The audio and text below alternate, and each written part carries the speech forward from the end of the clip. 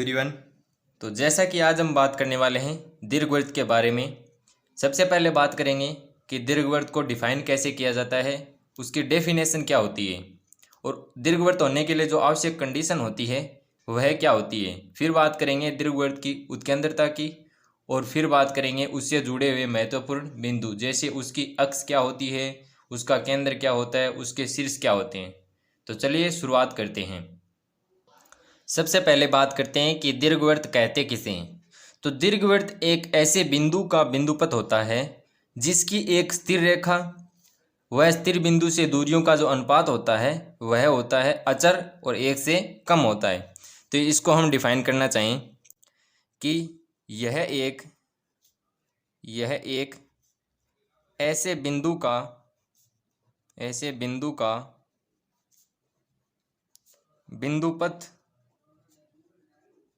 बिंदुपथ होता है जिसकी एक स्थिर रेखा वह स्थिर बिंदु से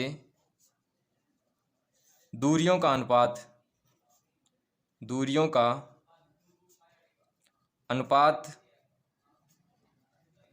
हमेशा अचर रहता है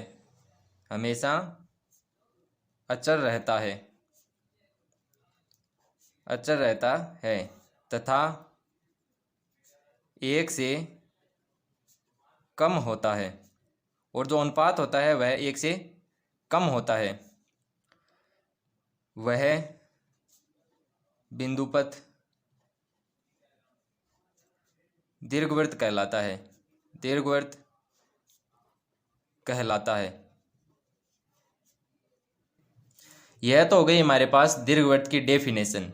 इसमें जो इसकी कंडीशन है महत्वपूर्ण वह होती है स्थिर रेखा व स्थिर बिंदु से जो दूरियों का अनुपात है वह एक से कम होना चाहिए।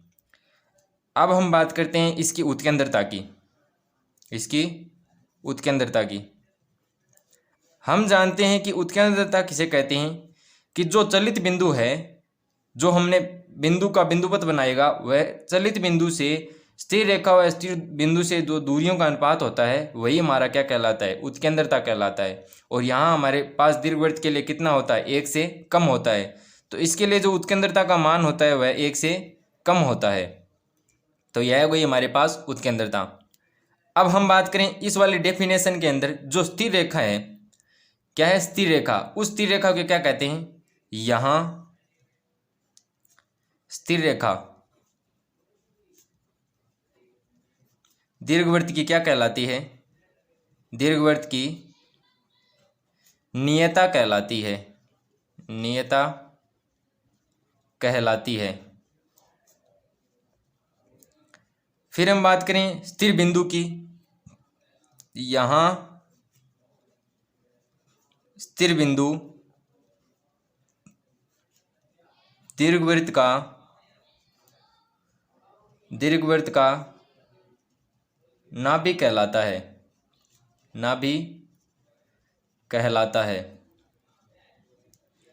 यह तो हो गया हमारे पास दीर्घवृत्त का डेफिनेशन और उसकी उत्केंद्रता। अब हम बात करते हैं उसके डायग्राम में जो महत्वपूर्ण बिंदु होते हैं उनको किस प्रकार पहचाना जाता है। तो अब हम बनाते हैं पहले दीर्घवृत्त का डायग्राम। सर्वप्रथम बनाते हैं निर्देश तंत्र। ये हो गया निर्देश तंत्र,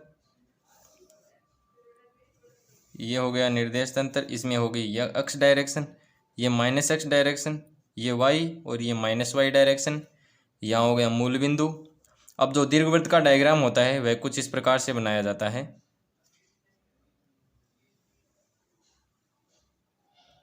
यह हो गया हमारे पास दीर्घवृत्त का डायग्राम। अब हम बात करते हैं इसमें जो ये वाले पॉइंट होते हैं ए डैश, बी डैश। हम बात करें जो बिंदु हैं ए डैश, बी और बी डैश। यहाँ बिंदु ए डैश, बी डैश दीर्घवृत्त के शीर्ष ए डैश बी डैश दीर्घवृत्त के क्या होते हैं, शीर्ष होते हैं। और जो मूल बिंदु है यहाँ पे, यहाँ बिंदु ओ दीर्घवृत्त का क्या है, केंद्र, दीर्घवृत्त का केंद्र। यह हो गया हमारे पास दीर्घवृत्त का केंद्र। अब यहाँ पे एक बिंदु होता है एस, यहाँ बिंदु एस, यहाँ बिंदु एस क्या कहलाता है, दीर्घवृत्त की नाभि, दीर्घवृत्त की नाभि कहलाता है। यह हो गया हमारे पास नाभि। अब यहाँ पे दो रेखाएं होती हैं कुछ इस प्रकार से, उन्हें बोला जाता है नियताएं।